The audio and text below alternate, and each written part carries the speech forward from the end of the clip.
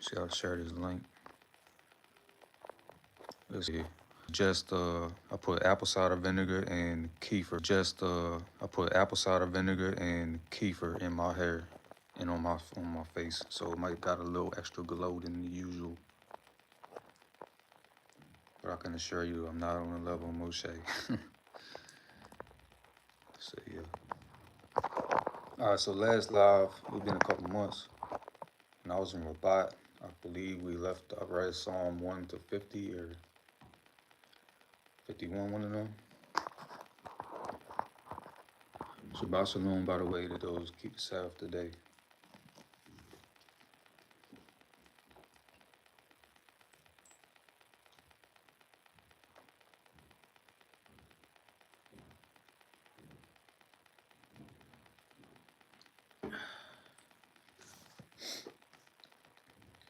So I ain't even been on social media in a week, so hold up. But I will share this on my Facebook in case nobody in there. I mean, it's 5 a.m. in the U.S., right? EST time. 10 a.m. where I'm at. So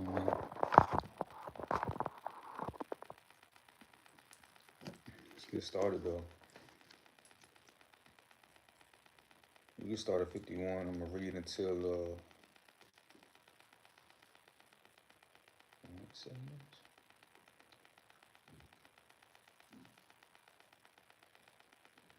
I'm doing like 30. Hold up. We'll just go by the spirit, as they say. Okay, so Tehillim 51.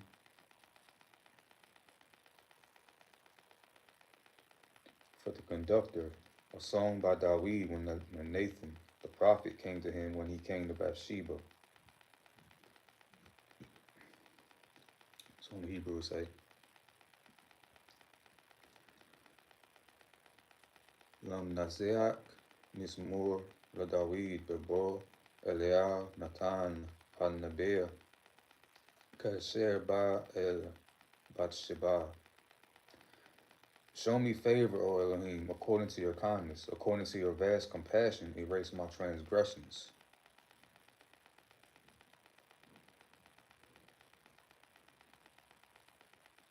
Hanani Elohim Kekasadeka Kero Rakameka Meka Make Kashaba Fasha'al. Y'all forgive me if I misread something. I don't wear my contacts. I haven't worn contacts in years. I ain't gonna do the whole thing in Hebrew. It's gonna take forever. I know a lot of y'all don't read or fluent in anyway, but yeah. All right, so verse 4. Let me start over. Show me favor, Elohim, according to your kindness, according to your vast compassion, erase my transgressions. Abundantly cleanse me from my iniquity, and from my sin purify me. For I recognize my transgressions, and my sin is before me always. Against you alone did I sin, and that which is evil in your eyes did I do.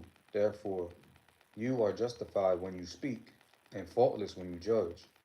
Behold, in iniquity was I fashioned, and in sin did my mother conceive me. Behold, the truth which you desire is in the concealed parts, and in the covered part is the wisdom that you teach me. Let me go through that verse 8 real quick.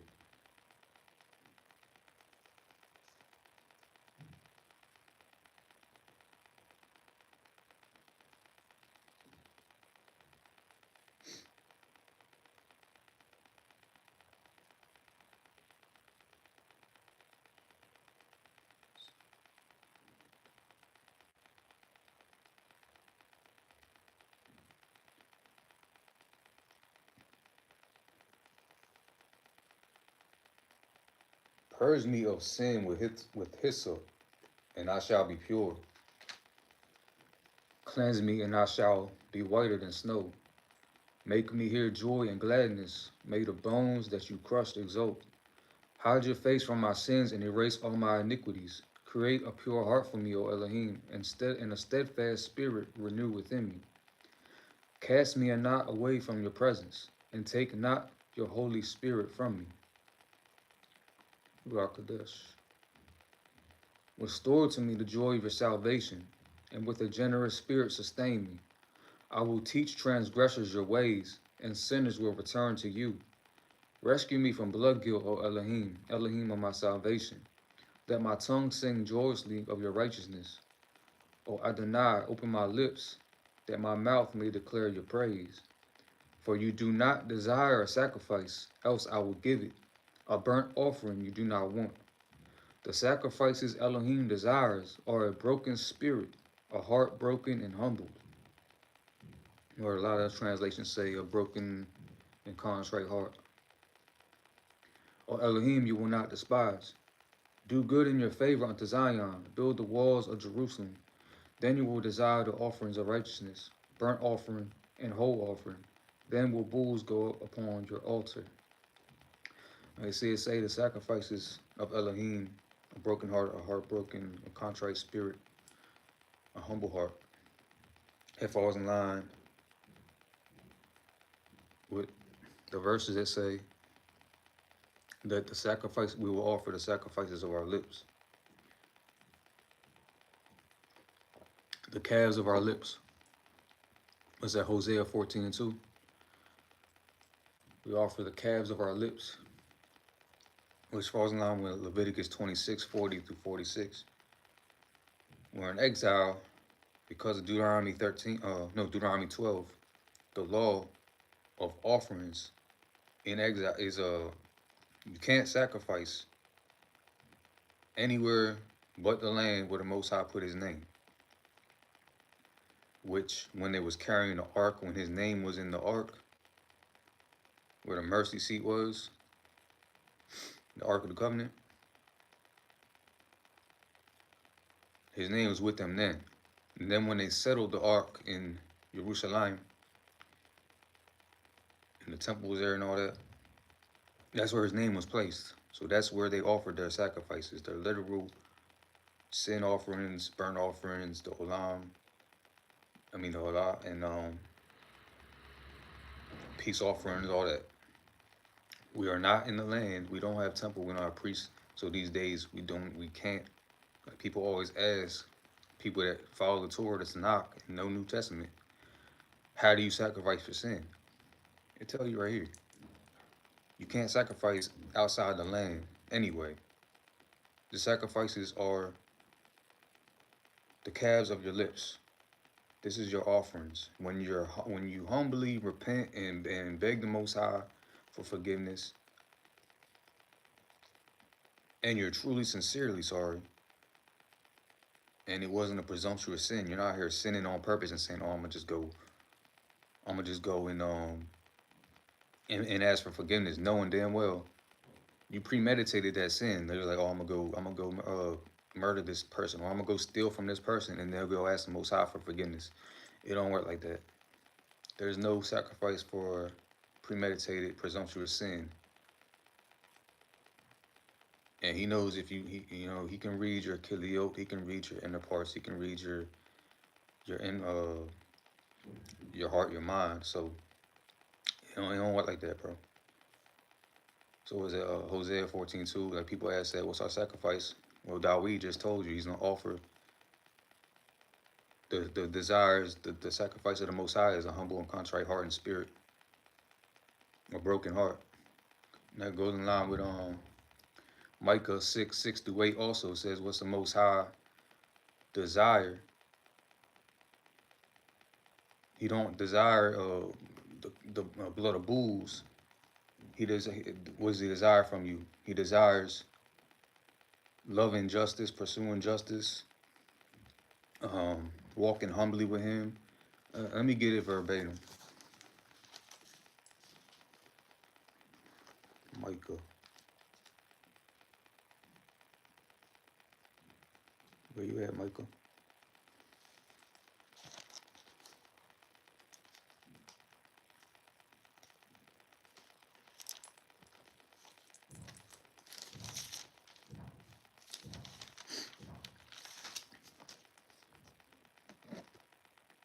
Here we go. He has told you, O man, what is good. What does Yahweh require of you? But to do justice, to love kindness, and to walk humbly with your Elohim. He don't require sin sacrifices, burnt offerings, peace offerings. Those are the calves of our lips. We can't do that outside the land. So, yeah, we don't need no literal sacrifice in these days. Our sacrifice in Ezekiel 18 also falls in line with that. When a wicked man turns from his wicked ways, then he becomes righteous. That's how you that's your sacrifice. You're sacrificing your own will for the will of the Most High. So yeah.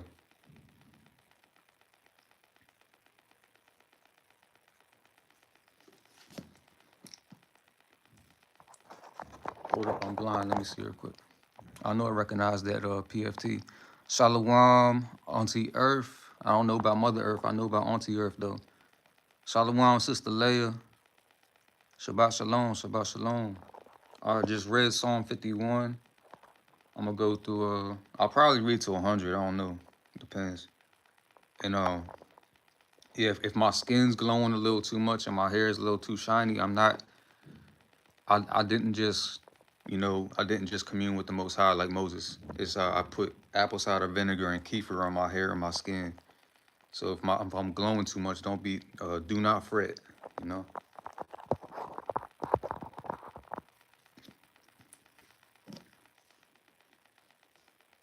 All right, 52. For the conductor, a maskil by Dawid. When Doeg the Edomite came and informed Saul and said to him, Dawid came to the house of Ahimelech. Why do you pride yourself with evil, O mighty warrior? The kindness of Elohim is all day long. Your tongue devises treachery like a sharpened razor that works deceit. You loved evil more than good, falsehood more than speaking righteousness, Salah. You have loved all devouring words, a tongue of deceit. Likewise, Elohim will shatter you for eternity. He will break you and tear you from the tent and uproot you from the land of life, Salah. The righteous will see and behold, and they will laugh at him. Behold a man who did not make Elohim his stronghold, but he trusted in his abundance of wealth. He drew strength from his treachery. But I am like an ever-fresh olive tree in the house of Elohim. I trust in the kindness of Elohim forever and ever. I will thank you forever because you have done it. You have done it, and in the presence of your devout ones, I will hope in your name, for it is good. Psalm 53.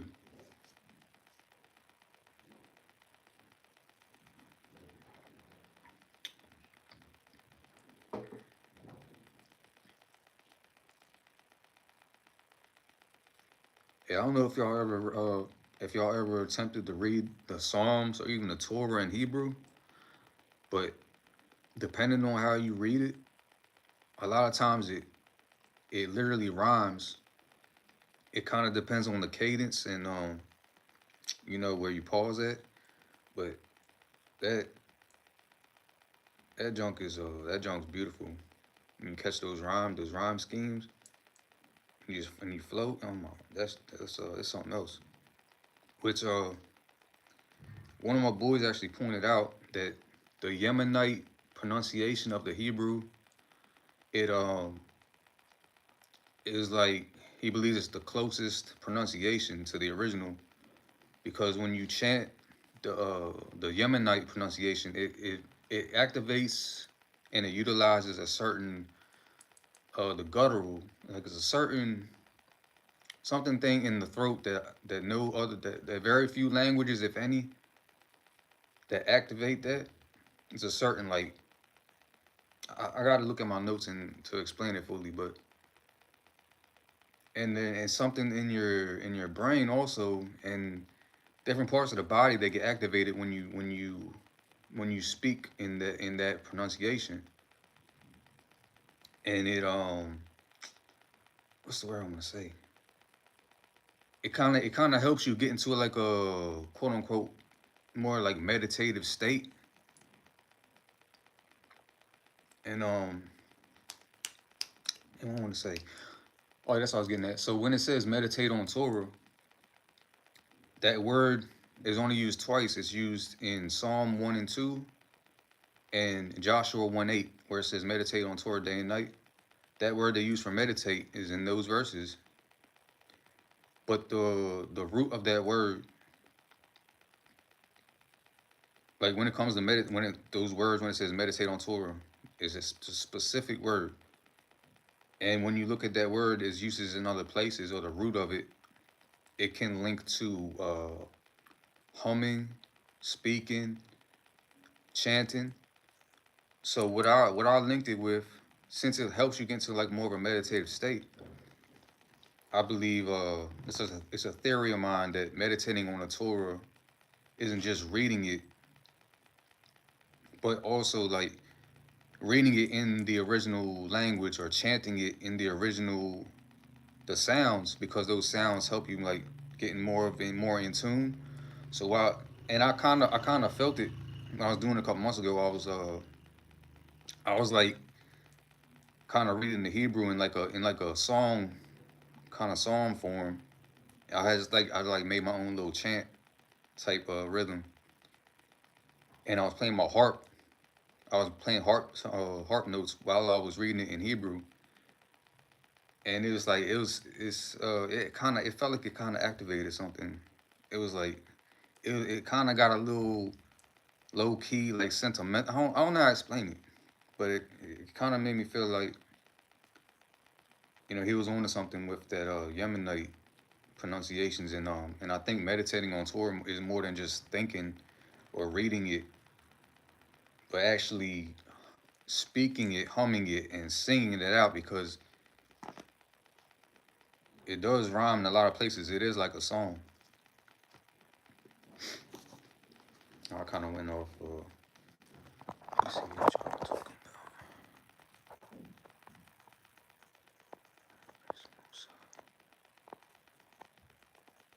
But yeah, so it's hard at first to try to read it, but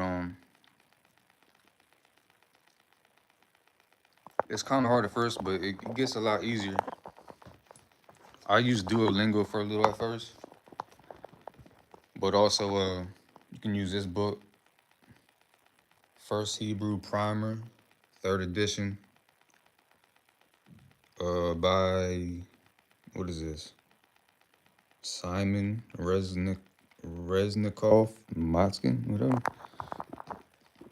That kind of help, but also just just like anything, the more you practice, the easier it gets. And I actually noticed, cause I've been doing Duolingo to learn French and Arabic. Let me see this. And learning Arabic is actually, it seems a lot easier for some reason. Here, I'm gonna read the notes my boy Azriel gave on this stuff. So what he said in regards to the pronunciation, each distinct sound corresponds to a unique energetic frequency. If you collapse the fricative into the plosive, as in modern Hebrew, you lose half the spectrum of resonance. So how the modern Hebrew, the so-called Jews today speak it is obviously, they have Germanic European influence. That's not how you speak it. However, Yemenite pronunciation keeps all those subtle layers intact, which is why it's considered closer to Torah's original sound design. Effect on the brain. Neuroplasticity and resonance, producing guttural and fricative sounds like ta, ka, ha, ah, without dagesh, requires muscle activation deep in the throat, pharynx, and diaphragm that Western languages don't use. This strengthens neural circuits tied to breath, rhythm, and vocal control, which overlap with meditation and chanting practices. Memory encoding. Studies on language show that distinct phonemes create stronger memory anchors. Modern Hebrew flattens sounds, which reduces resolution. Which reduces resolution. Yemenite Hebrew preserves them, which means scriptural words fire more unique neural pathways, making verses more alive in memory. Gamma and theta brainwaves. Chanting in guttural, resonant ways, especially with elongated vowels, synchronizes brainwaves into theta, meditative and gamma, integrative states. That's why reciting Torah in the original phonology can bring deep focus, clarity, and even altered states of consciousness. Yeah, so that's what he sent me that a couple months ago when I pointed that out that the only verses that say to meditate on Torah use that same word, and it was relating to speech. Some verses that it. Let me go to that word. Actually, I'm in Psalm right now. Let me go to Psalm 1:2. I don't need Blue Letter Bible to find that. Let me see.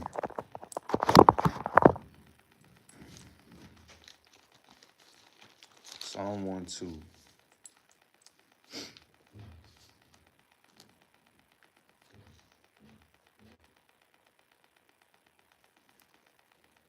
Where we at? Okay. Ki em betorat Yahweh kefso ubetorato yehiyeh yomam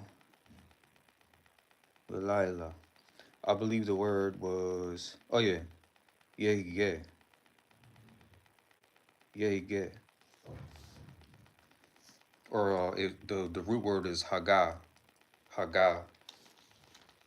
For meditate, because there's a lot of words. If you look in the English, where there's so many different Hebrew words for meditate, but they don't all mean the same thing. It's that same word, Joshua 1:8 and Psalm 1:2, where it says to meditate on the Torah day and night and not let it come. Remember in Joshua it says, don't let these words depart from your mouth. From your mouth. Let's go. There's a reason it says mouth. Let's go, Joshua. Just a little side quest.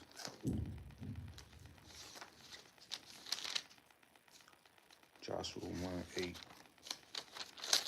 Oh, my hair getting in the way. This book of Torah shall not depart from your mouth. Rather, you should, here it says, contemplate it day and night, in order that you observe to do according to all that is written, for then you will make your way successful and you will act wisely.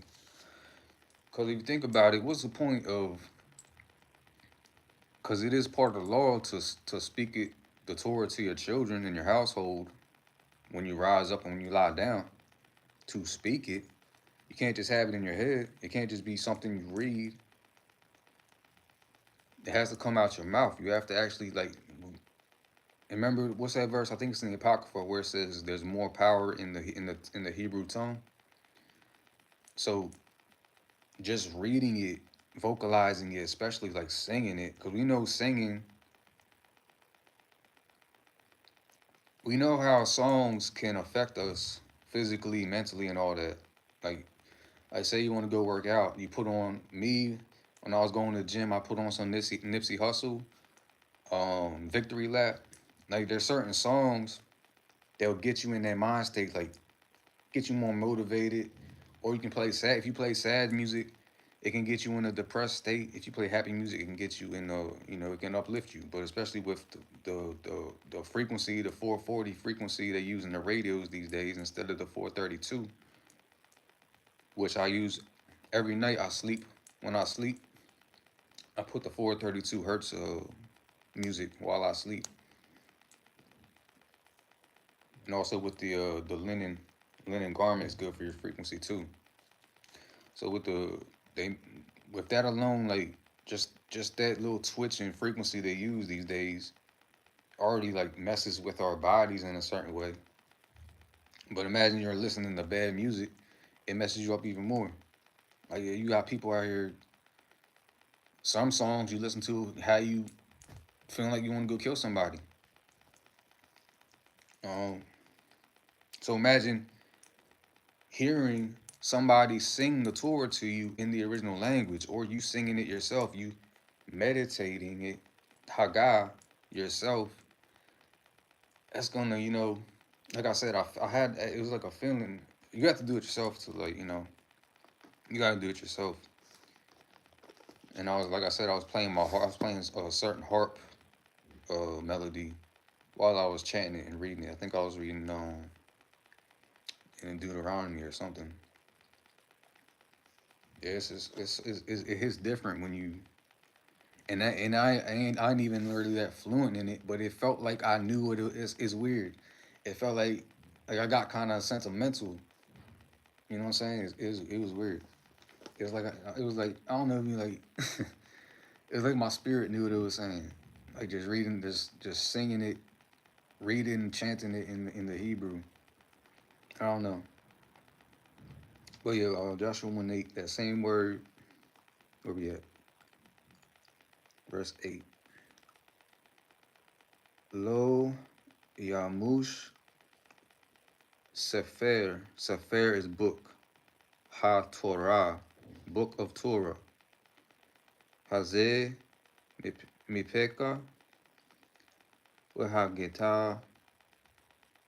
Bo Yomam Wilaila. Day and night. Lama'an Tashmor. La'ashut. Kekal Hakatub. Bo Ki. Az. Taliak. Et. Debarkeka. Your word. We'az. Taskil. So yeah, that word there for meditating this one would be, where's it at? Where'd it go? Hagita, which is the root of that is Haggah, the same one in Psalm 1 2. See, that's basically what I was getting at when it says to meditate on Torah day and night. I don't think it's just about reading it or thinking about it. That plays a part in it, but also vocalizing it and speaking it, and also getting to the point where you're reading and speaking it or even singing it, humming it vocally in the language. Because remember, and just like I said in my notes, it helps with memorizing it. We know that we memorize songs easily by rhymes. Like it's a lot easier to memorize songs than like anything, because some reason with the rhyming and all that, you can memorize a song real fast. So imagine if you read the Torah, you harmonize the Torah as a song, and you see the rhyme schemes and stuff, and it'll make it easier to remember. Well, I just went way off. I just went way off. What was that? Psalm 53, right? Yeah, that's what it felt like. That's what it felt like. Thinking about yeah. Hold up, I'm going way back on these comments.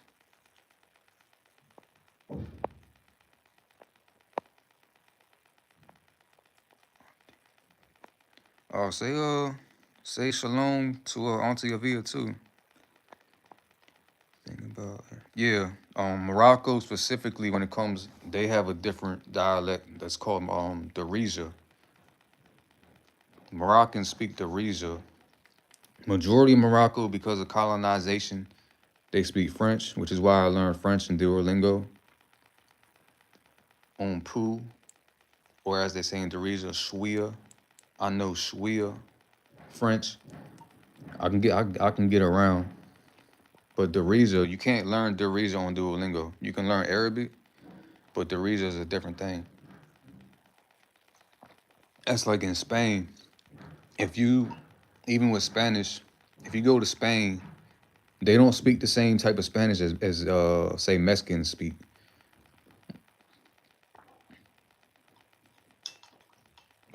or like how Puerto Ricans have their own thing too.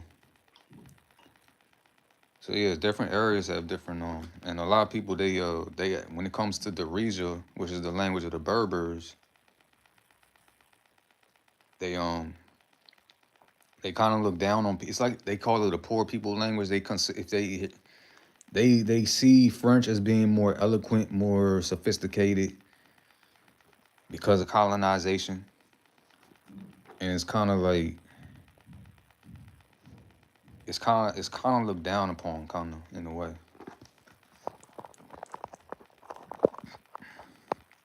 Oh, praise to the Most High. Yeah, meditation. There's so many words for meditation in Hebrew, probably like five of them.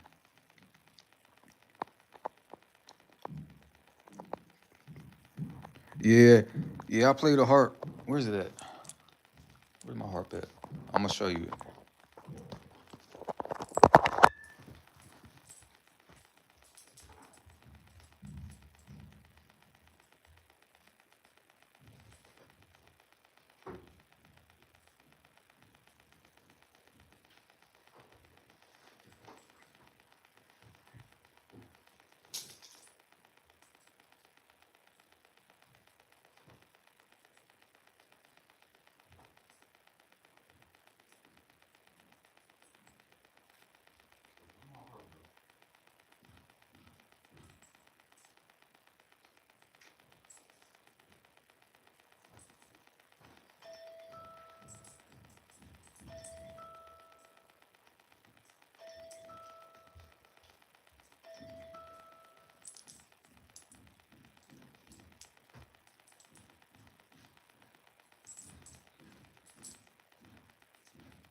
Why can't I find this thing? Hold up.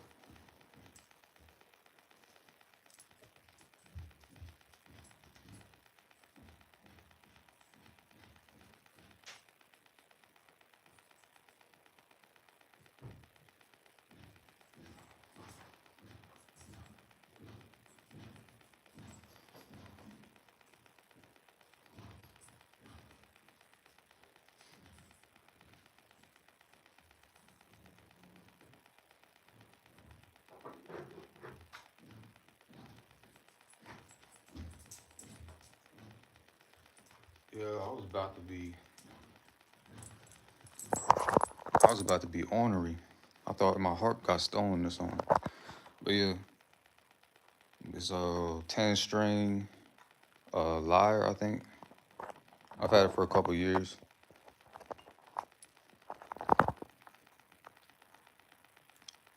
Terrain. No, I don't know about terrain. Let me see.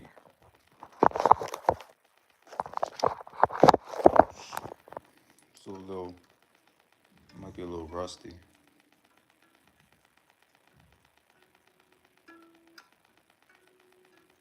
And what was it?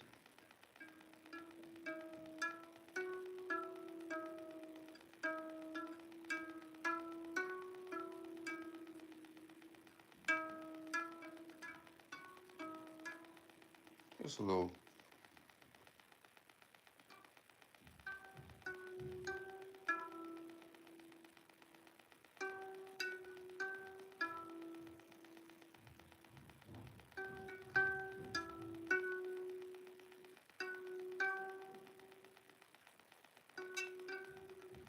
something. I actually,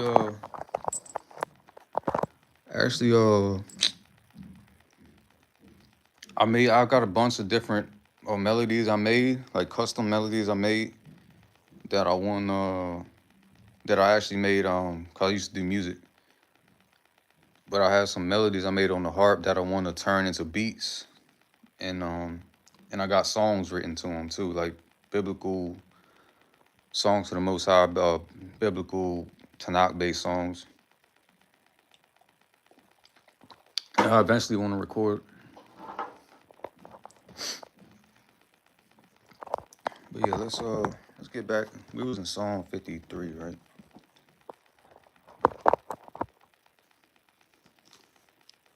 All right, back to songs, man. I went on a whole diatribe. For the conductor on the Makalas as my skill by Dawid, the, the, the degraded one says in his heart, there is no Elohim. They have acted corruptly and despicably with iniquity. Bars. There is no doer of good. From heaven Elohim gazed down upon mankind to see if there exists a reflective person who seeks out Elohim. Everyone is dross. Together they have become depraved. There is no doer of good. There is not even one. Do they not realize those evildoers who devour my people as they would devour bread, who do not call upon Elohim, that there they will be stricken with terror, a terror such as never was. For Elohim scatters the bones of those encamped against you. You shame them, for Elohim has rejected them. Oh, that out of Zion will come Yasharal's salvations. When Elohim restores the captivity of his people, Yaakov will exult, Yasharal will be glad. Alhamdulillah.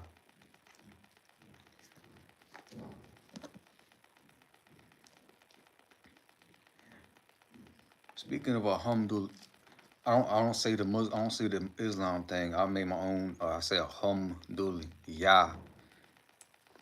But no, I just realized something last night because I've had a prayer.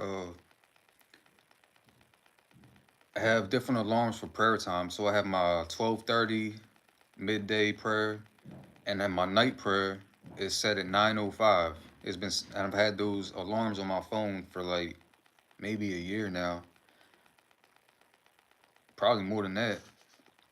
But it's funny, I just realized it like this week.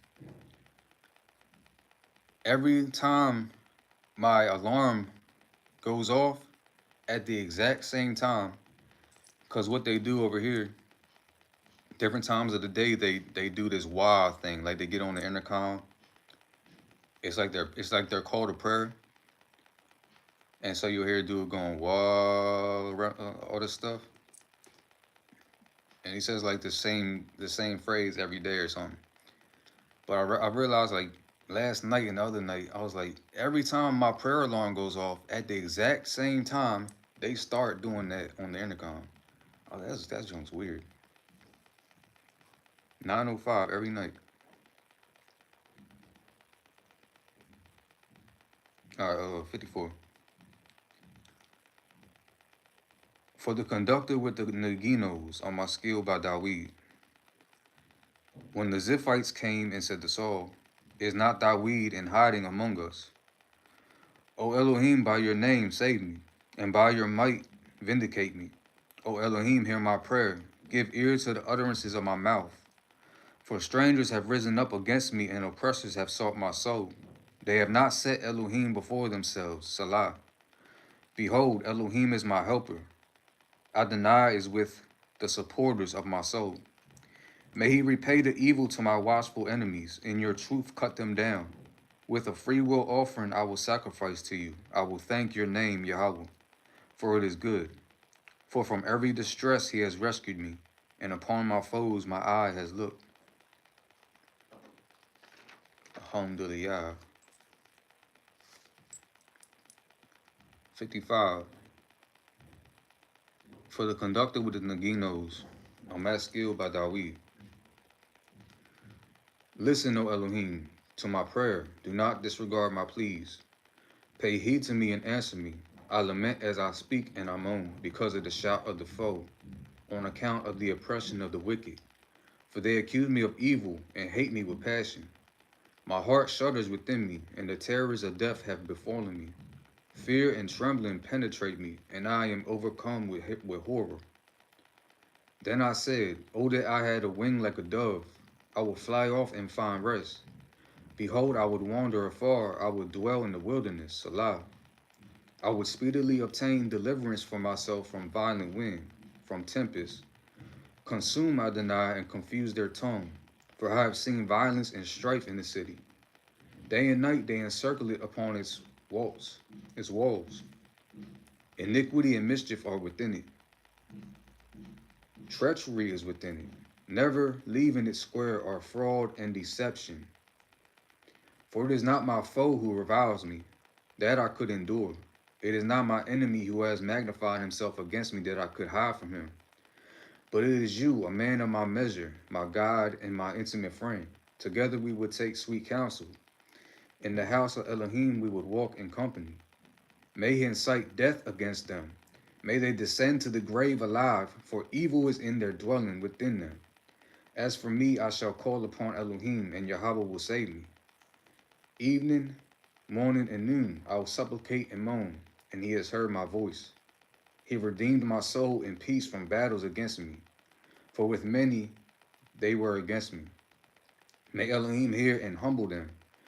He who is enthroned from days of old, Salah, those in whom there is no change, and they fear not Elohim. He stretched out his hands against those who were at peace with him. He profaned his covenant. Smooth were the buttery words of his mouth, but in his heart was at war. But his heart was at war.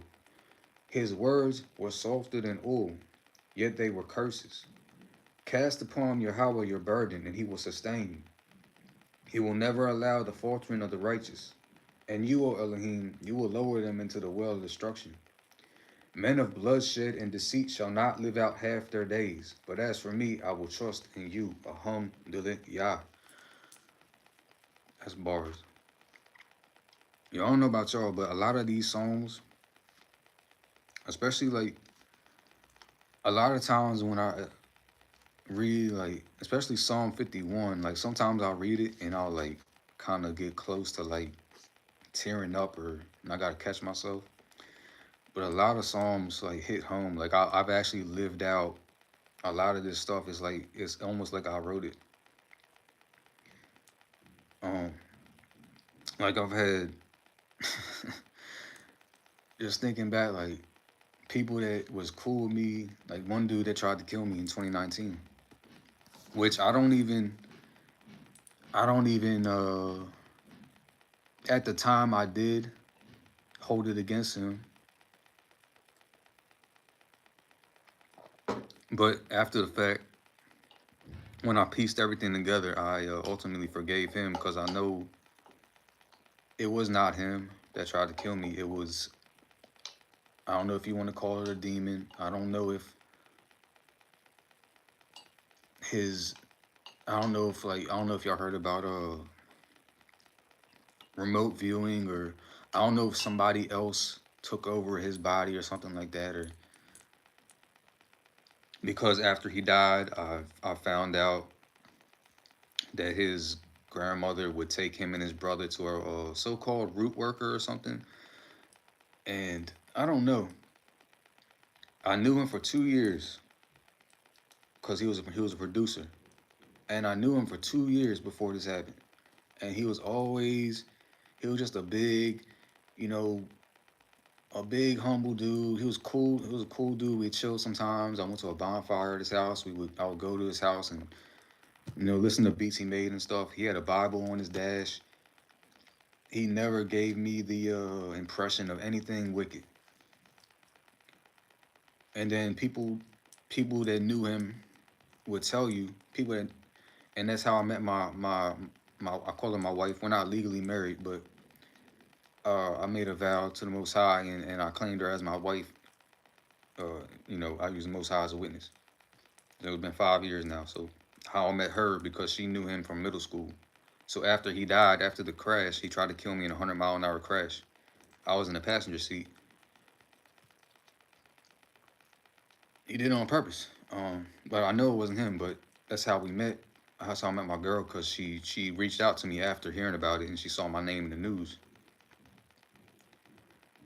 So, like, going with the enemies, people trying to, people you think they're cool with you. So I don't hold it against him, because I can't say it was him. It was because that whole week, the people that knew him before that, they was like that.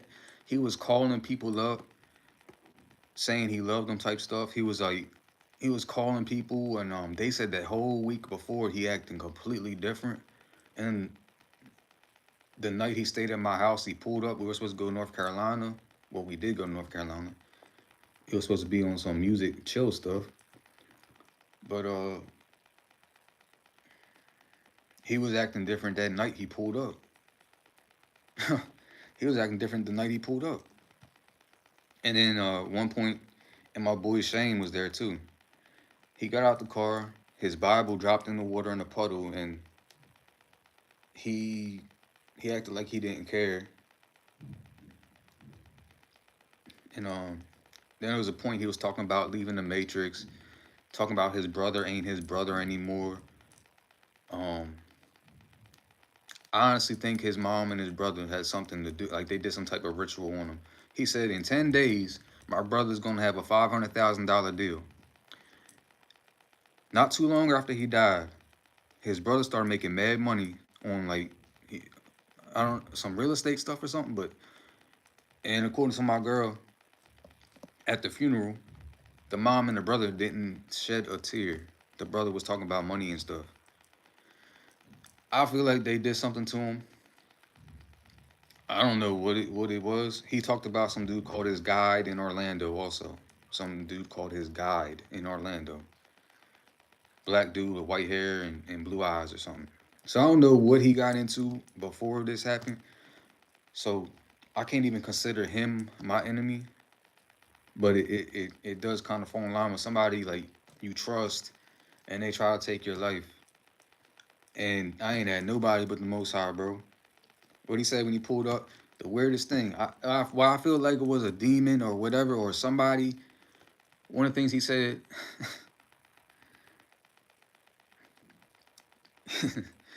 he's like, after he's talking about the Matrix stuff, the birds could be watching, the police could be these people who you don't even know they're watching. He says, "Ooh," he says, "Let me look in your eyes," and he leans in and he says, "Ooh, they said you'd have those eyes."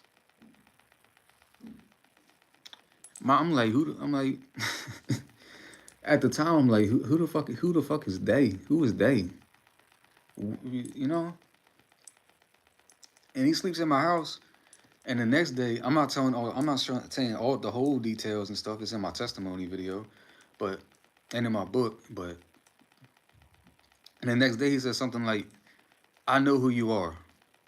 Before we left to North Carolina, we was outside watching some Israelite video from some camp in Dallas, or I believe.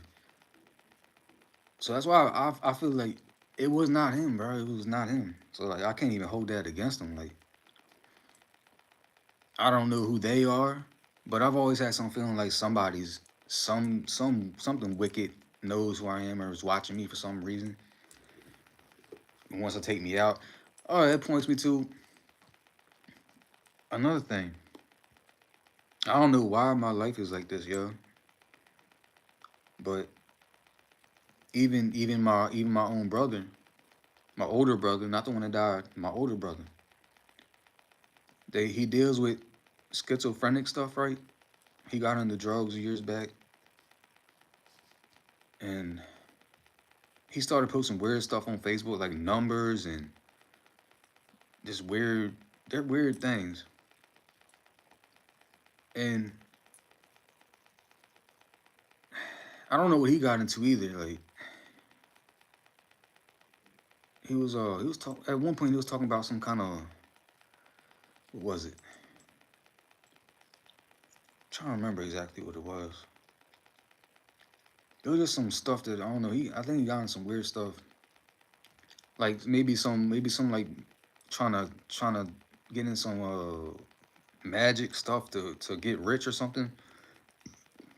Because when I looked up at the time, it was like years ago. I looked up the numbers and I googled them what it could mean, and it said something about uh it brought something about like curses, somebody being cursed or something, trying to gain riches with witchcraft or some shit.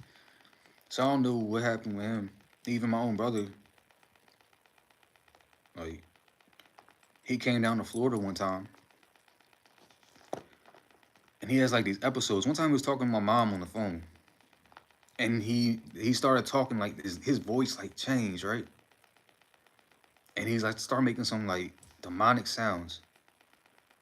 And I think that I don't know if it was the same day, but something or sometime around that time, I was in my yard praying, right? Meditating, praying, and my mom comes out, and my brother happens to call while I'm in this deep prayer, and I get interrupted, right? And she tells me, he said, "Why is Chad saying that?" Like in like a demonic voice.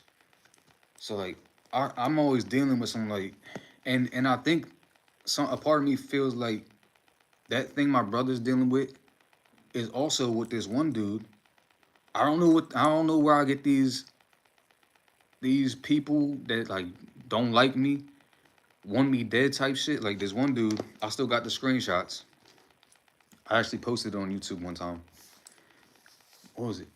This one dude, I met him one time, and my friend from like years ago, Ashley, they were dating, and she introduced me to him. And I've known her since like 2016. So she introduces me to him. We meet one time. He seems cool and stuff, but then all of a sudden he gets Baker acted for. I guess he mixed DMT and shrooms and acid at the same time, and he lost his mind. And he started he trashed her house. Like he broke a bunch of stuff. He got Baker acted like outside naked and stuff. And then out of nowhere on Facebook, I don't know what I was talking about. I think I was talking about, oh yeah, I was talking about Forex trading. And he just starts like, out of nowhere, he starts like hating me, like just talking weird shit against me. Like I'm just talking about trading, and at the time I was still believing in the NT, but I didn't believe in the name of JC. It was I was using the camp name. So he got mad at that because I didn't like the name JESUS. And he said he had 11 angels and demons working for him type shit. He saw, bruh. I never did nothing to this dude, right? He saw his Facebook and IG stalking me, right? He he says he wanted to sacrifice me, drink my blood, all this crazy stuff. Like, and I ain't never did nothing to this dude. Like, he threatened my family. He talked shit about my dead little brother, right? Here's the weird part. He talked shit about my dead little brother, saying he's burning in hell, rotting in feces, stuff like that. Months later, on my older brother's birthday, he sends me a message on Instagram. It's an obituary of his little brother. So what he was making fun of me, what he was mocking me for my little brother dying, his little brother died. Tell me that ain't the Most High. Like I ain't even asked for that though. Like when I got enemies and stuff, I pray the Most High to protect me from my enemies and to judge them if they don't repent. But my wish, like his, is he don't wish for the wicked to die. He wish for the wicked to repent. So I ain't never even wished that upon people. Like I've done that before. Like I prayed against people and I've seen, shit happen. So like I kind of refrain from that, But I try to have more mercy than anything. But if you're gonna try to kill me or something like that, you're gonna threaten my family. You get what's coming to you, right? But and then when he sent me that obituary, I didn't even. I could have stooped to his level. You know what I said? I said my condolences. All the evil he gave me for no reason at all. He also, you know what he did also? Bear false witness on my name. He put it on Instagram post that me and his ex were involved in a child pedophile ring. Bruh. Defamation of character. I could have sued his ass for that. And I I ain't even like, I could have, with an accusation like that, I could have like, I could have like really went off, but I just laughed at it really. I showed my mom, I'm like, this dude talking about trying to defame my name, my character. I'm like, what the hell are you talking about? Child pedophile. Bro, pedophiles deserve to get their second head chopped off. And, what they do over here in some countries, they publicly execute them. So for somebody, all the evil he gave me for no reason, I don't know what it is, yo. But I think whatever entity he was dealing with, cause him and my brother said some similar stuff on certain Facebook posts and stuff.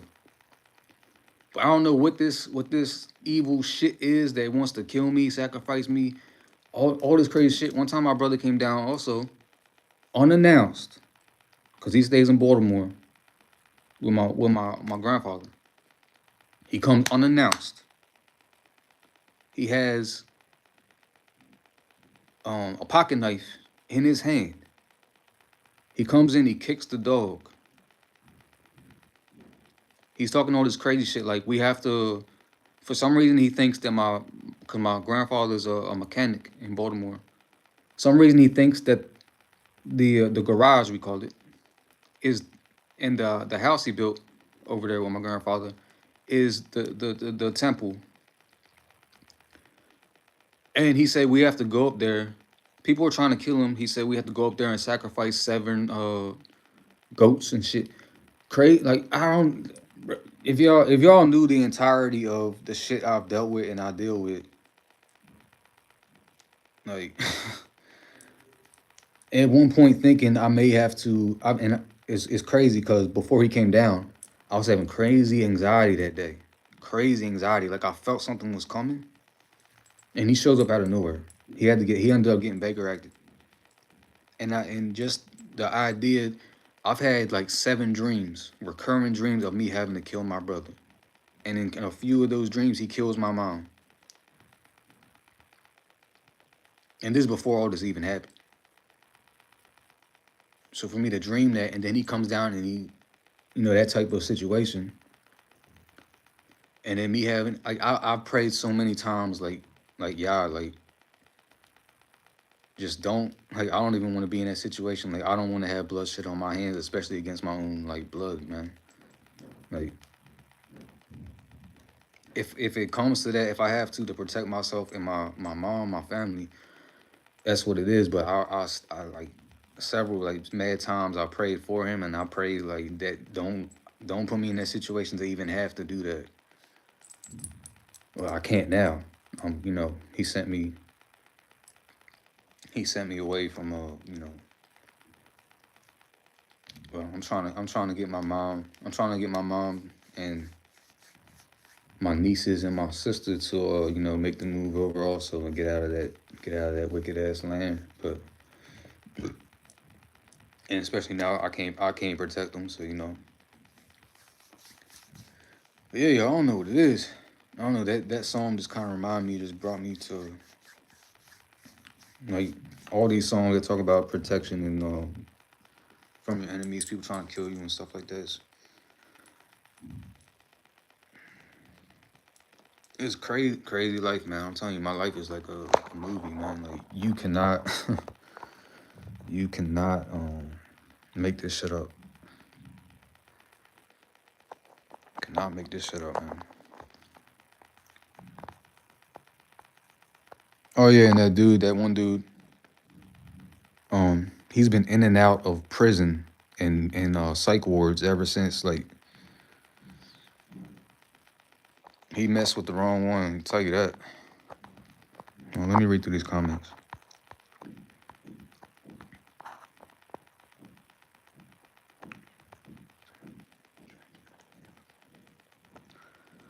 Oh, did he apologize to me? No, he didn't apologize. He didn't apologize to me before he died. So what happened was, while we was going 100 miles, like it was 3 a.m. We had just got done talking to some. We was riding around. We got to North Carolina like 11 p.m. And then he took me around where he used to live, showing me different places, and I could literally feel this evil energy around this place. And he even said, like, he ended up saying, like, some bad stuff happened around here. And I had my 1611 KJV on my lap. There was a point where I was reading Psalm 91 and Psalm 23 out loud. We actually prayed together in the car because at one point it was like we were getting stalked by this white car for like 10 minutes. Every turn we went, It was behind us. And was like, what is a car following us? I thought at some point we was like, is this like a drive-by type gang type random killing they do? And we just sitting there like kind of like accepting like we about to get shot up right now. And we just sitting in the car and it's like, so like he was like, I love you, bro, type shit. And it's like, sat there for a little bit. Nothing happened. And then the car ends up going past us in his little cul-de-sac and parks. And it happens to be this lady called Tammy. Her name was Tammy, and he actually knew her. She knew his father. He ends up giving her his Bible that he always had on his dash for years that I knew him. Then when we get on the highway, I think before we even got on the highway, he said he loved me and type. He was like, I love you type. So then we're going, it's 3 a.m. We're supposed to be going to his friend's house. And I actually was gonna meet my girl now. I was gonna meet her, end up meeting her too. I didn't know her at the time, but her ex was his best friend. So she knew him. And 3 a.m., I'm in the passenger seat and I'm falling asleep. And then I just feel this feeling in my gut, like getting queasy. He's going 100 miles an hour. And I'm like, yo, what you doing? I was like, he don't say nothing. And I'm looking at the window and I'm talking to him most time in my head. I'm like, yo, should I jump out? 100 miles an hour. Should I jump out? And then I just kind of, I don't know, some kind of peace falls over me, right? And then maybe like 10 seconds before we crash, he says, out of nowhere, relax. It's supposed to happen like this. I don't know if that was a Most High or an angel or speaking through him at that moment to let me know it's gonna be okay. I don't know. I can't explain. 5, 10 seconds later, 100 miles an hour, turnpike to the left, 35-mile-an-hour turnpike. He just zoop right into the rail. And where's my prayer shawl? Like back in those days, that was 2019. I used to wear this wrapped around my head all the time, like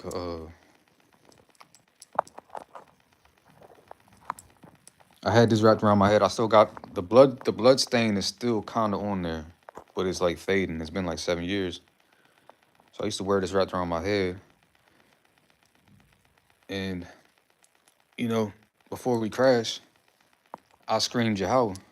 And I believe that I had this on my neck at the time. I know I had this one on my neck at the time. The Psalm 119, 105. I don't know if I had this yet. I'm not sure.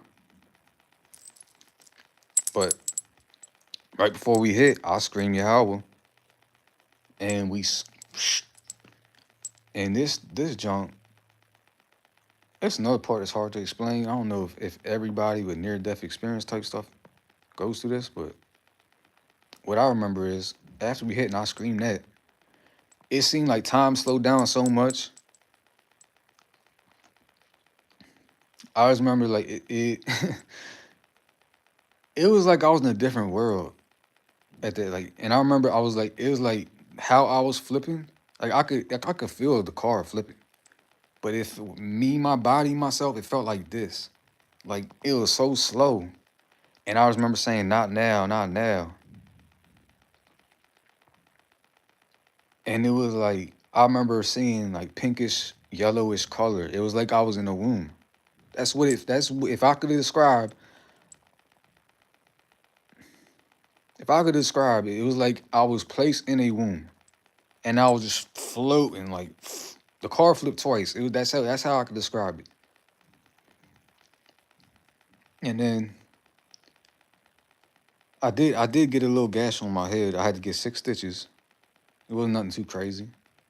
That's basically it. And I dealt with some PTSD for a little after that. But that low key got me praying in my yard on my hands and knees, begging for deliverance from, like, I was having heart attack symptoms. Mimicking, like, from from PTSD, I guess. I don't know. It was weird. Literal heart attack symptoms. Like I was going through hell for a little after that. But they got me. I got my prayer life, even greater. And he took that from me, he took all that hell from me. So, but yeah. Anyway, so we land. I see a white light through the windshield, and I push it. I push it out, and the light disappears. There was nothing there for a light. I didn't know if I was alive or dead. This dude was like 6'5", 350 pounds at least, something like that. He gets ejected out the car. He's laying in the street. He didn't beg me for forgiveness, but I see him laying in the street, and I'm like going off on him like, yo, what the fuck? You tried to kill me. And he's laying in the street, he's like reaching at me. So I don't know if in that moment he gained control over himself again, and he was like trying to say he's sorry. I don't know. And some thought in my head popped up like, if it was a demon, like was it trying to like touch me for some reason? I don't know. I had so much paranoia and shit after the fact. People that knew him thought I had something to do with it, like I did it, like it was my fault. I said his brother and mom wanted to meet with me and stuff like that. I ain't trust nobody. I ain't trust nothing. And I don't know. I just know it wasn't him. I just know it was not. He did not have. I don't know, but nah, he didn't. He didn't apologize before that.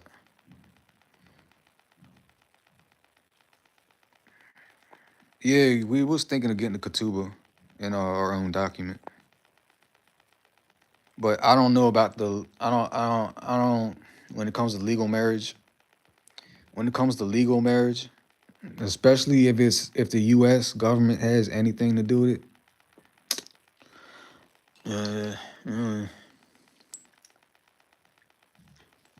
because then they have control over you. They have control over your kids, birth certificates, and all that, which I don't even plan on. When I have children, I don't even plan on getting them birth certificate. I don't want them having nothing to do with me or my family. Touching my kids, having rights on my kids, they can come take them, they can come try shit.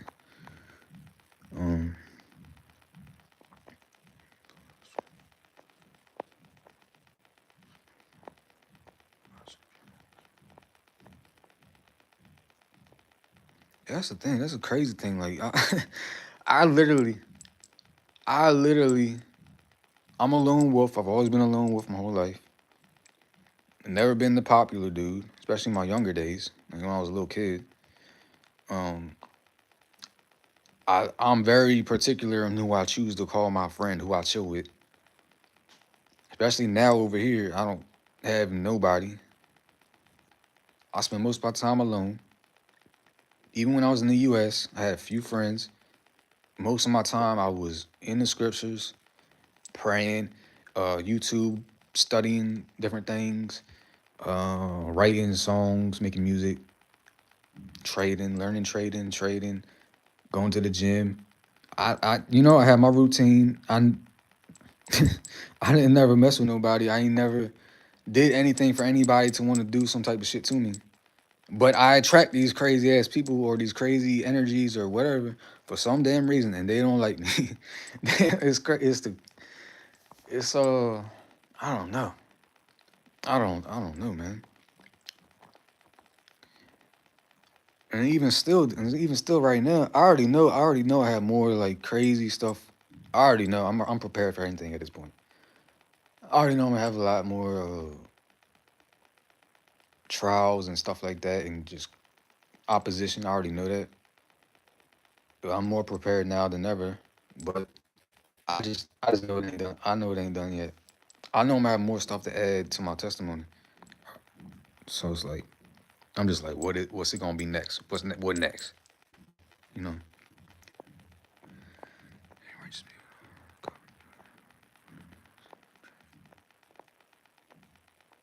Yeah, I think they did have some kind of contract on them, man. I don't know what happened with the dude.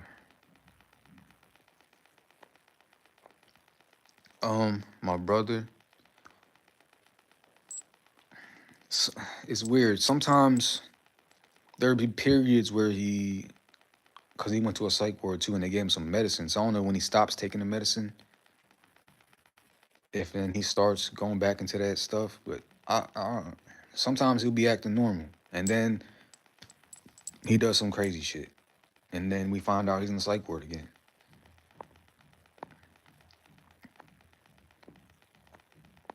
Um, Pink overlight.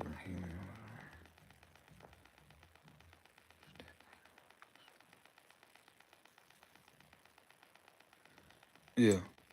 The weird thing about when I pushed that windshield out too, I think was it my left hand or my right hand? One of my fingers, and I don't have it no more. But when I pushed it out, I noticed like the next day or at the hospital, there was like a Hebrew letter was on my hand, and I think it was the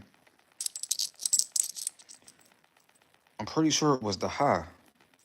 I'm pretty sure it was that second one, if I remember correctly. I wish I would took a picture of it, but I like noticed some pattern on my finger, and I was like, I recognized it, and I was like, that's a Hebrew letter, and that's the yeah, it was crazy. I think that letter represents hand too.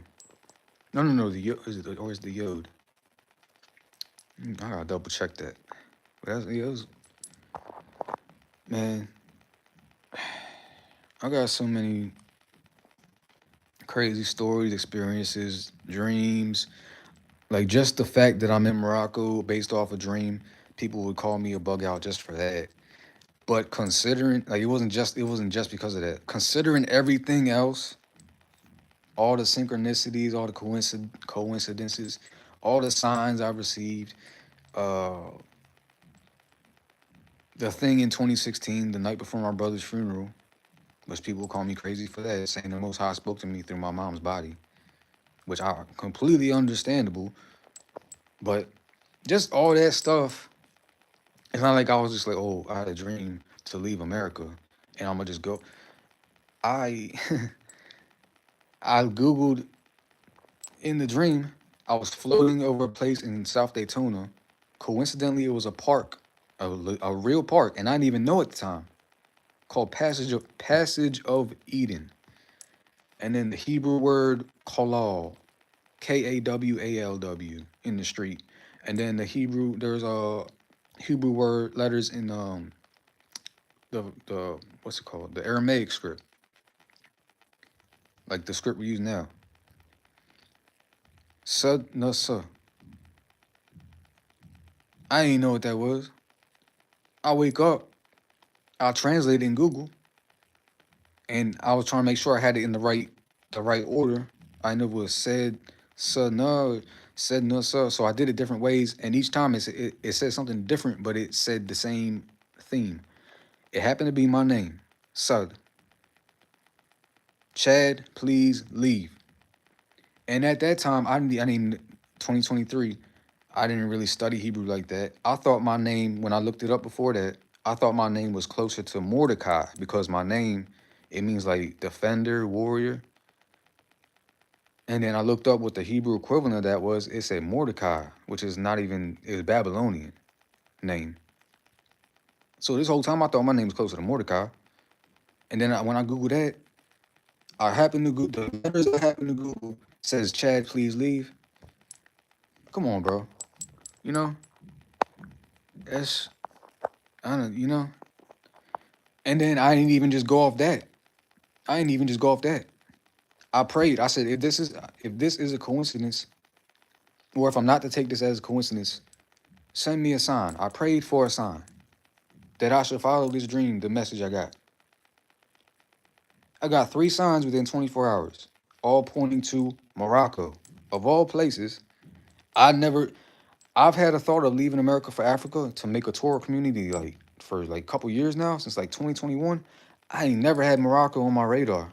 Never, not that never even came to my mind. But since I've been here and then looking into it, I found out Morocco was the first place to recognize the United States as its own independent nation. 75% of the phosphate in the world is in Morocco. If Morocco is gone, the earth is gone. 75% of phosphate reserves on Earth is in Morocco. You need that for growing crops. If Morocco wasn't here, the the global food supply is done. I coincidentally get sent here of all places, or signs to come here of all places. I don't know, man. I'm just, I'm just a, I'm just a bug out. I'm just a bug out. That's what they say. But yeah, I don't know, man.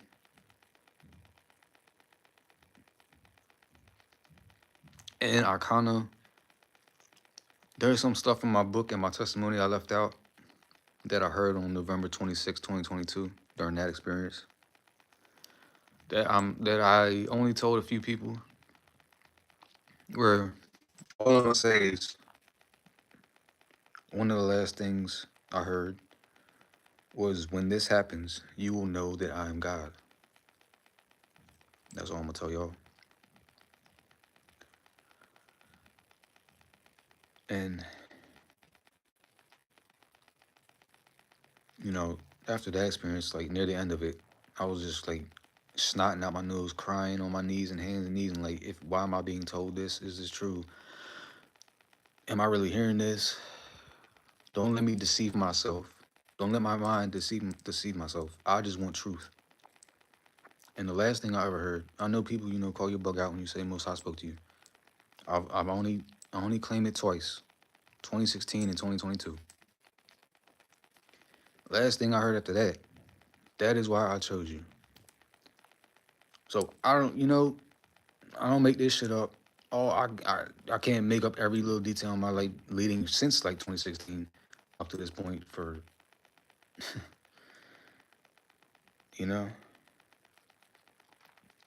And then the night before my brother's funeral, December 19th, 2016.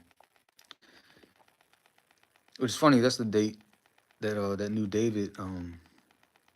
David animated movie came out. It was on that same date. But that night, after, the thing with my little brother, I know people gonna call me a bug out too. I don't know how to explain it. When my mom started losing her mind, and then I prayed for her and I hold her hands and prayed for her, and she calms down. And then she looks at me, and then her eye, I don't, I can only tell shit how it happened. Well, I'm supposed to lie and act like this shit didn't happen. Like, people ask me what significant things happened in my life. I'm supposed to just leave shit out. Like,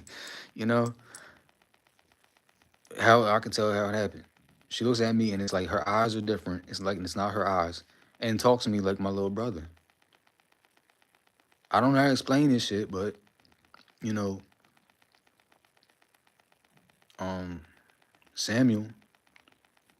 Samuel spoke after his death to Saul.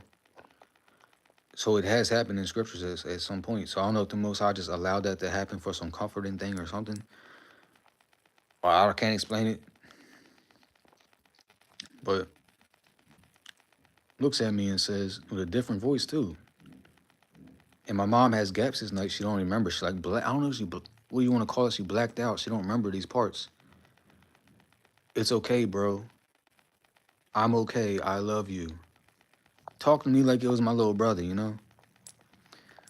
Like, crazy, the craziest shit, bro, that you wouldn't even, like, if somebody told me this shit, I wouldn't believe them either. So I really don't blame nobody. But what I was getting at 10 minutes later, when we go in the parking lot, and I told my stepbrother that came down for the funeral, Tony spoke to me. And I still can't explain that. Maybe there's a logical explanation, I don't know. But it's keep happening to the same person for some reason, all this crazy shit, right? And then my older brother at the time was in the parking lot with my sister and my mom in a circle hugging. I go over to him, and she has like she missing memory from this part too at this night. Like, she remembers most of the stuff, but she like has gaps in her memory from that night. And once again, now she's staring at the sky, the stars. My brother asked her something. I can't remember what it was, but she's like, it's like she's not there. She's staring at the stars, looks at me, and says, I am that I am, first and the last. Chad, the mission is not complete. Gather the sheep before it's too late. So, what am I supposed to do with that type stuff, bro?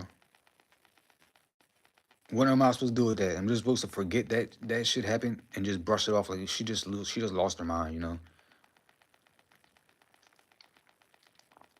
A year later, you know, I'm completely out of Christianity, kicked out of the Christian church for questioning them about tithes and Israelites and stuff. Like, why don't y'all teach this?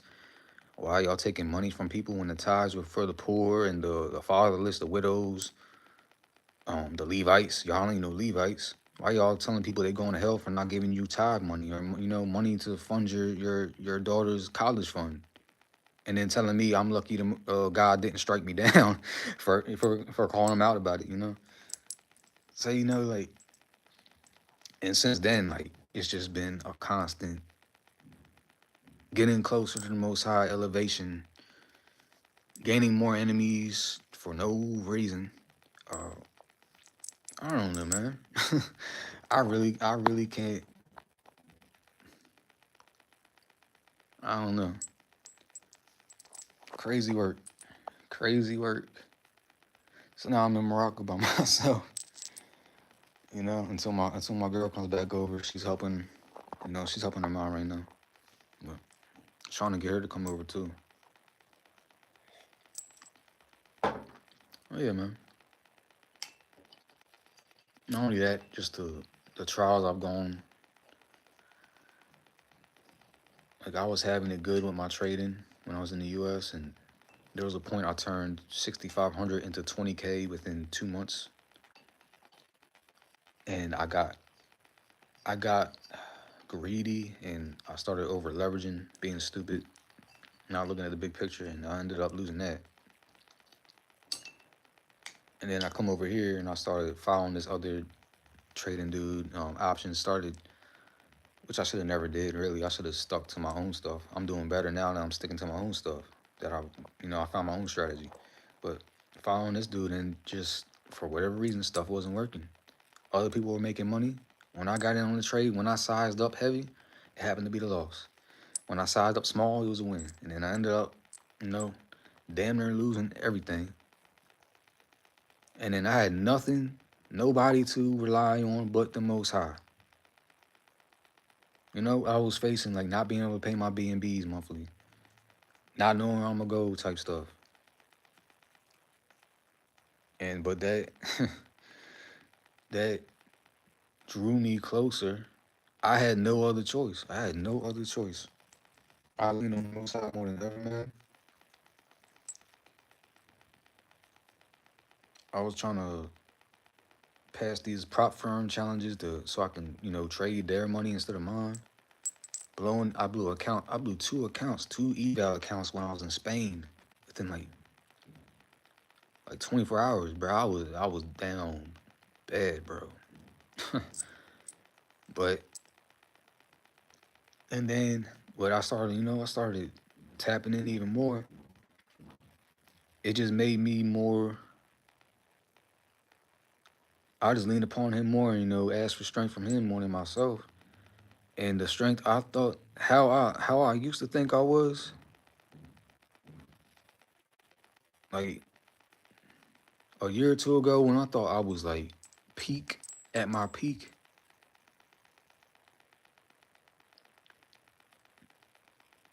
No.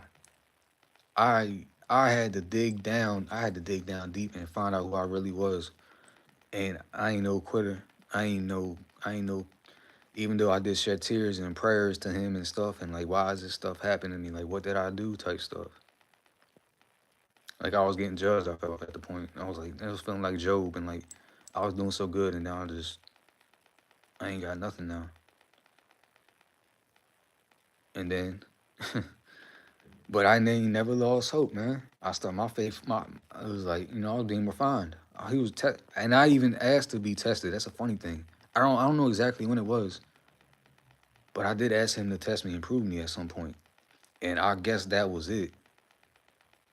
And I damn sure was. But I ain't never turned to wickedness, deceiving people to better myself. I went from 10 toes down to 10 toes and 10 hands down, praying on my hands and knees, my face to the ground, and begging him for deliverance and to strengthen me. And I got through it. He always when I needed something, bro, not knowing where I'm gonna get, not knowing where I'm gonna get it, out of nowhere, Sister Leia at one point, she was on the live earlier. She sent me money out of nowhere. And now like it's funny how it works because a couple years ago, well even sometime recently, but like I've known her for years, and like I would help her out when she was with her daughter in Egypt and she had nobody and she needed help and I would help her out.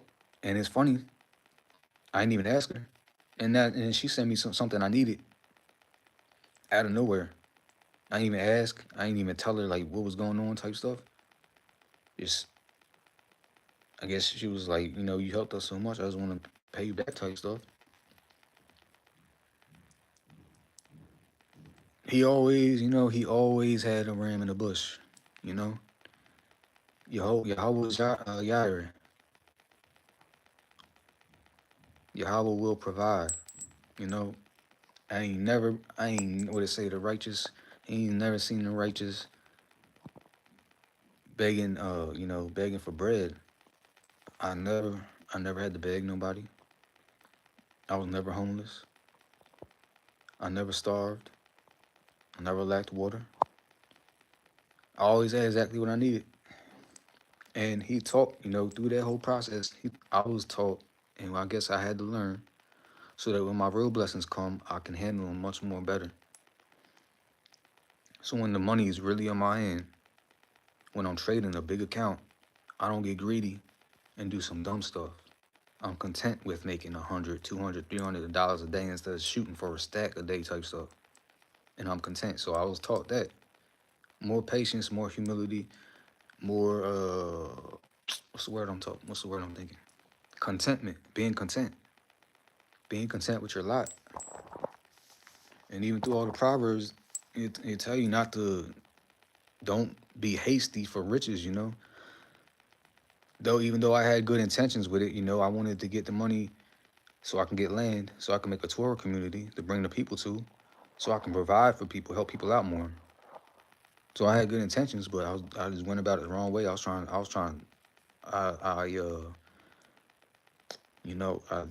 to skip the process, really. But in the long run, it was necessary. Now I am way better at managing risk. I know I can get through anything. I'm more stronger than ever. You can throw me in the middle of the desert. I know the Most High is gonna provide for me. I'm gonna find some water. A damn raven's gonna drop me some food, bruh. That's how. that's my mentality right now. Like, I don't. If he send me somewhere, bro, like, if I know for sure, I'm going. If he sends me to, and I know for sure, he's like, go to this person. I don't care if it's the King of Morocco or Donald Trump. Go say this to this person, bro. I'm going. I ain't gonna be like Moshe. I can be like, go send him. I don't. Yes, sir. Yes, sir. For all you done for me, I will do whatever you tell me. I will say whatever you want me to say to anybody. I don't how you want me to say. I don't give a damn. At this point, I'm like, yeah. Some people say not to have this mentality. Like my girl asked me one time, is it possible to have too much faith? And my answer to her was, I guess it depends. It depends on the person and it depends on the context. Like if you're out here commit wickedness and you think the Most High is just gonna have your back, you have too much faith. You have too much faith. If you purposely go run and jump off a cliff and expecting him to save you, and you just try to commit suicide, I think you got a little too much faith. But me, I feel like if somebody kicked me off a mountain, tried to kill me, I have no doubt in my mind that the Most High is gonna find a way for me to survive that. He ain't gonna let me go out like that. Either me happening to hit a certain tree and I like land on it or catch something to hold me up, or even if a damn gust of fucking wind, 100 mile, 200 mile an hour wind gust just happens to blow and lifts me up somewhere to, that's, I don't know, some people say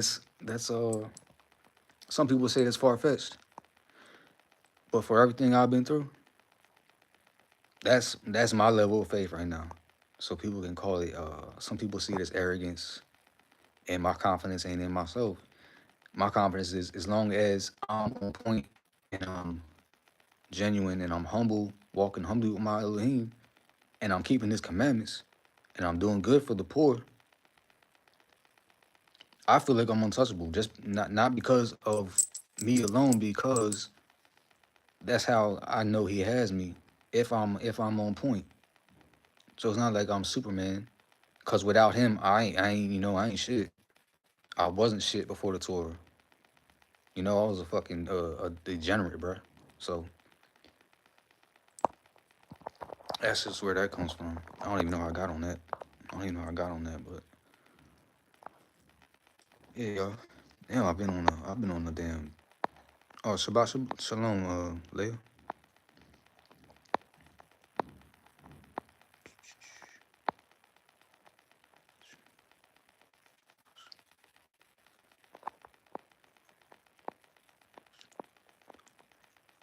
I'm going through all these comments.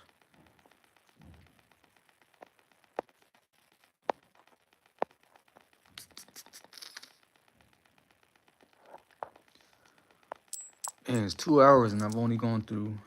What did I just read? I've gone through 5 songs in 2 hours. I don't just got sidetracked by different things. But if y'all still here, enough of that. I don't know what you call in the in the spirit, what people say. Um, yeah. Hold up. I'll be right back. I'm gonna read a couple more, like maybe 5 more psalms. Hold up.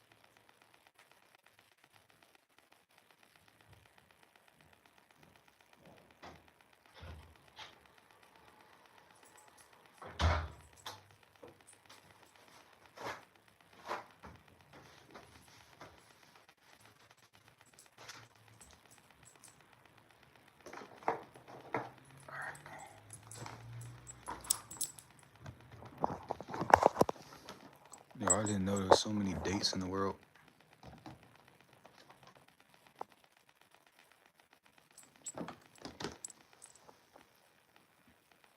branches.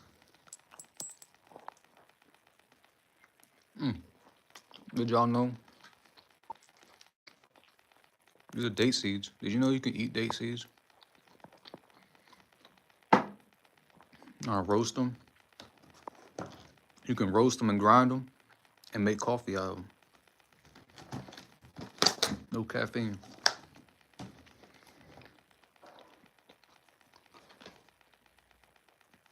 You got the what are these?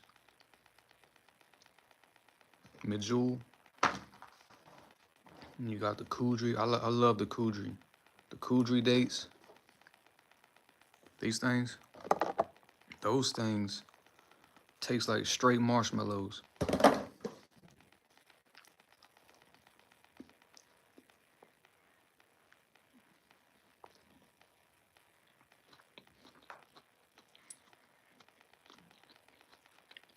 Mm-hmm. Praise the Most High.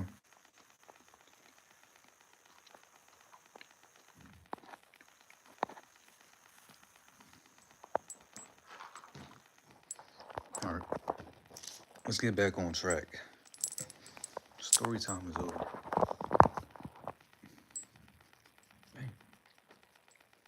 All right. We're in Psalm 56 now. For the conductor regarding the distant dove of silence by Dawid of Miktam when the Philistines seized him in Gath. Show me favor, O Elohim, for men yearn to swallow me all the day. Warlike, they oppress me. Each day my watchful foes yearn to swallow me, for many battle me, O Most High. On the day that I fear, I trust in you. In Elohim I will praise his word. In Elohim I have trusted, I shall not fear. What can mortal flesh do to me? All the day they make my words sorrowful. About me all their thoughts are for evil.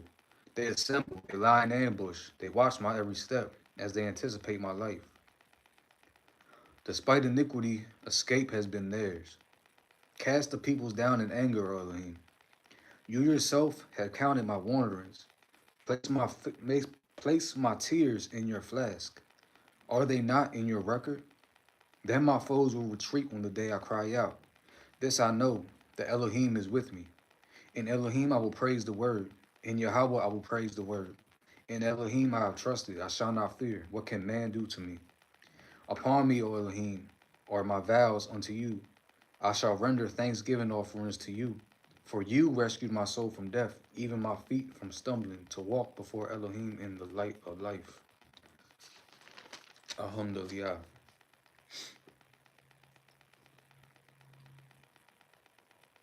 Oh, yeah, that's nothing.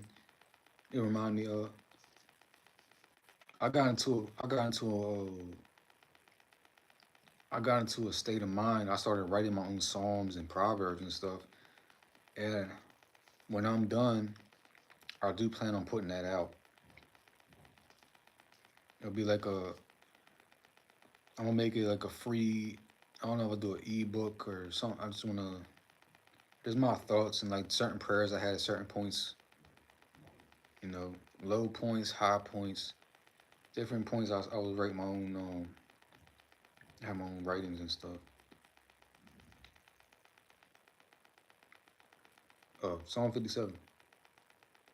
For the conductor, a plea to be spared from destruction by Dawid, a Miktam when he fled from Saul in the cave. Favor me, O Elohim, favor me, for in you has my soul taken refuge, and in the shelter of your wings I shall take refuge until devastation shall pass. I will call upon Elohim Most High, to the Elohim who fulfills for me. He will dispatch from heaven and save me from the disgrace of the one who yearns to swallow me. Salah. Elohim will dispatch his mercy and his truth. My soul is among lions. I lie with men who are aflame, people whose teeth are spears and arrows, and whose tongue is a sharp sword. Be exalted above the heavens, Elohim. Above all the earth be your glory. They prepared a snare for my footsteps. My soul is bent over. They dug a pit before me. They fell into it. Alhamdulillah. Salah. My heart is steadfast, O Elohim. My heart is steadfast. I will sing and I will make music. Awake, my soul, awake, O Psalter and harp. I shall awaken the dawn. I will thank you among the peoples, Adonai. I will sing to you among the regimes. For great until the very heavens is your kindness, and until the upper heights is your truth. Be exalted above the heavens, Elohim, above all the earth be your glory. Alhamdulillah. 58. For the conductor, a plea to be spared from destruction by Dawid of Miktam. Is there indeed silence when you should be speaking righteousness? When you should be judging people with fairness? Even in your heart you do wrongs. You weigh out the violence of your hands in the land. The wicked are estranged from the womb. The speakers of falsehood went astray from birth. They have venom like the venom of a snake, like a deaf viper that closes its ear, so as not to hearken to the voice of charmers, of the most skillful caster of spells. O Elohim, smash their teeth in their mouth, shatter the molars of the young lions. Yahweh, may they melt like water that flows away. When each one draws his arrows, may they be as if crumbled to pieces, like the snail that melts and slithers away, like stillbirth or a mole who do not see the sun. Before your tender briars develop into hardened thorns, with vigor, with wrath, he will stormily sweep them away. The righteous one will rejoice when he sees vengeance. He shall bathe his feet in the blood of the wicked one, and mankind shall say, there is indeed fruit for the righteous. There is indeed Elohim who judges in the land. 59. For the conductor, a plea to be spared from destruction by Dawid. A Miktam when Saul dispatched and they guarded the house to kill him. Rescue me from my foes, Elohim. Over those who rise against me, raise me high. Rescue me from evildoers and from bloodthirsty men, save me. For behold, they lie in ambush for my soul. Brazen ones gather around me, not for my transgression and not for my sin, Yahweh. Without iniquity, they run and prepare. Awaken yourself towards me and see, and you, Yahweh Elohim, Master of legions, Elohim Yashra'al. Arouse yourself to remember all the nations. Do not show favor to any faithless men of violence, Salah. They return towards evening, they howl like the dog, and they go around about the city. Behold, they spew with their mouths, swords are in their lips, for they say, who listens?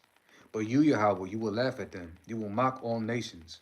In the face of his power, for you do I wait. For Elohim is my stronghold. The Elohim of my kindness will anticipate me. Elohim will show me what will befall my watchful foes. Do not slay them, lest my people forget. By your might, make them wander and cast them down. O our shield, I deny because of the sin of their mouth, the word of their lips. And may they be ensnared by their own arrogance, because of the curse and falsehood that they recount. Destroy in wrath, destroy until there are no more. And then men shall know that Elohim rules in Yaakov to the ends of the earth, Salah. May they return towards evening and howl like the dog, going about the city. They will wander about to eat, without being sated, they will sleep. But I will sing of your might and rejoice towards morning in your kindness. For you have been a stronghold to me and a refuge in the day of my distress. My power, to you shall I sing, for Elohim is my stronghold, the Elohim of my kindness, Alhamdulillah. All right,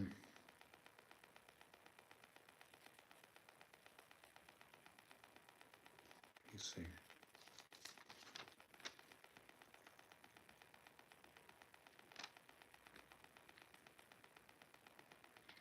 I'm gonna read a few more. What time is it? It's 12 there. All right, Psalm 60. For the conductor on the Shushan Adis, a Mektam by Dawid to instruct. When he made war against Aram, Naharaim, and Aram Sabah, and Joab returned and smote Edom in the valley of Salt, 12,000 men. O Elohim, you forsook us, you breached us, you were angry with us. O restore us. You have made the land quake, you have cleft it. Heal its fragments, for it totters. You have shown your nation harshness, you made us drink wine of bewilderment. To those who fear you, you gave a banner to be raised high, for truth's sake, Salah, so that your beloved ones may be released. Save with your right hand and answer me. Elohim spoke through his Holy One so that I would exult. I would divide Shechem and measure out the valley of Succoth. Mine is Gilead and mine is Manasseh, and Ephraim is the stronghold of my head. Yehuda is my lawgiver. Moab is my wash basin. Upon Edom will I cast my shoe. Philistia, will you shout triumphantly over me? Who will bring me to the fortified city? Who has led me unto Edom? Is it not you, O Elohim, who has until now forsaken us? And you do not go forth, O Elohim, with our legions? Give us help against the oppressor. Human salvation is futile. Through Elohim we shall act through Elohim we shall act valiantly, and he will trample our oppressors. Alhamdulillah. 61. For the conductor on the Naginas, Batawi. Hear, O Elohim, my cry. Listen to my prayer. From the end of the land I call unto you, when my heart grows faint. Lead me to a rock that is too high for me. For you have been a refuge for me, a tower of strength in the face of the enemy. May I dwell in your tent forever. May I take refuge in the shelter of your wings. Salah. For you, Elohim, have heard my vows. You have granted the inheritance of those who fear your name. May you add days unto the days of the king. May his years be like all generations. May he sit forever before Elohim. Appoint kindness and truth, that they may preserve him. Thus shall I praise your name forever, to fulfill my vows day after day. Alhamdulillah. Tehillim 62. For the conductor on Jeduthun, a song by Dawid. For Elohim alone my soul waits silently. From him comes my salvation. He alone is my rock and my salvation, my stronghold. I shall not falter greatly. Until when will you plot treacherously against a man? May you all be slain like a leaning wall or toppled fence. Only because of his loftiness have they plotted to topple him. They delight in deceit. With his mouth each one blesses, but inwardly they curse. Salah. For Elohim alone waits silently my soul, because my hope is from him. He alone is my rock and my salvation, my stronghold. I shall not falter. Upon Elohim rests my salvation and my glory. The rock of my strength, my refuge, is in Elohim. Trust in him at every moment, O people. Pour out your hearts before him. Elohim is a refuge for us. Salah. Common people are but vanity. Distinguished people are but deceit. Were they to be lifted up on the scales together, they will be lighter than vanity. Trust not in oppression and in robbery. Place not in vain hope. Though wealth flourishes, set not your heart on it. One thing has Elohim spoken. These two have I heard, that strength belongs to Elohim, and yours, Adonai, is kindness, for you repay each man according to his deeds.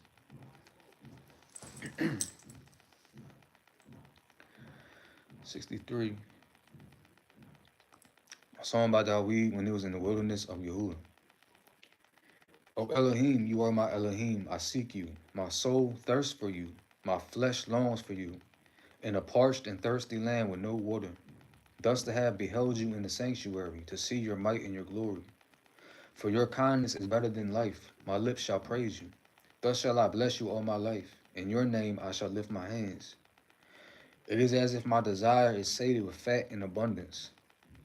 When my mouth gives praise with joyous language, when I remember you upon my couch, in night watches I meditate upon you. For you have been a help for me. In the shelter of your wings I joyously sing. My soul cleaves after you. Your right arm has supported me.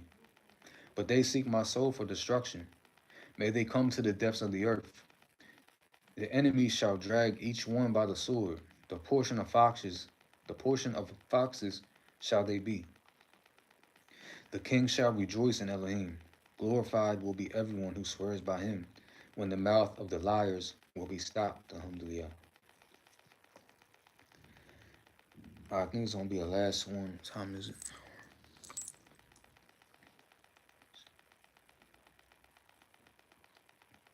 For the conductor.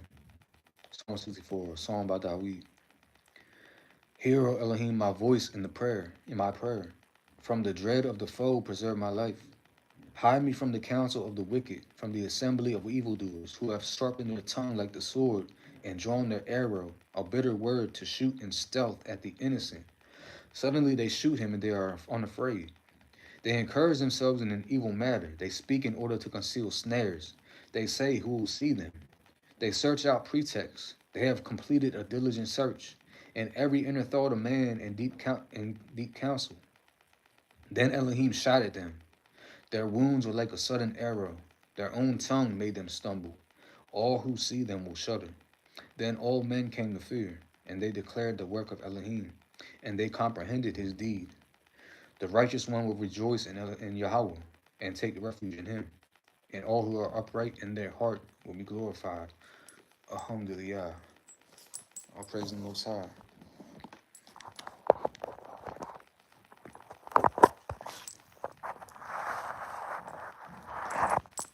That's. I was supposed to I'm gonna do some solo studying in a little bit, and I also was supposed to wash this kefir out of my hair like an hour ago. So yeah, y'all. Let me see these comments real quick.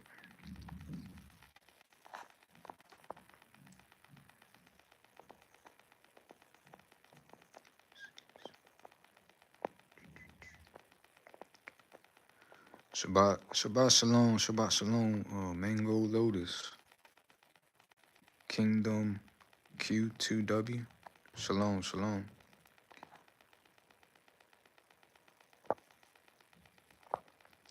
All right, so yeah, I'm oh,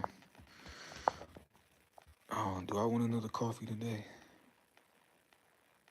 I'm planning on quitting coffee soon. I got put on to. Let me show y'all. I have quit coffee for 100 days before. Where's it at? And I plan on doing another.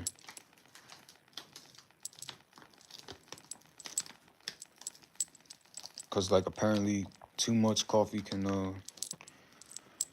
affect the calcium in your bones. They say if you drink coffee, even tea, to not eat an hour before or after, because it can affect the absorption of iron and stuff like that. And what you really want to do, before you eat iron and calcium and all that, make sure you get vitamin C in. Because the vitamin C helps you absorb it more easily. It makes it more bioavailable.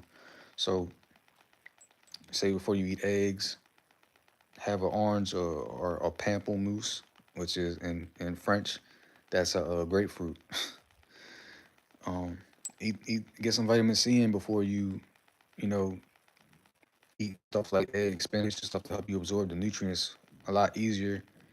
And wait an hour after you drink coffee, and try not to eat an hour before you drink coffee, or don't do it together, because the coffee will prevent iron absorption. So you eating for nothing. But one thing my mom brought when she came and visited me, this stuff here, dose. I'm gonna start using these. I'm gonna get her to send my girl over with some. So this stuff, I'm a switch coffee for this, and I've been wanting to switch to chai, but it has, if you look, I don't know if y'all can read it. It was backwards, but it has something called hydrolyzed bovine collagen peptides.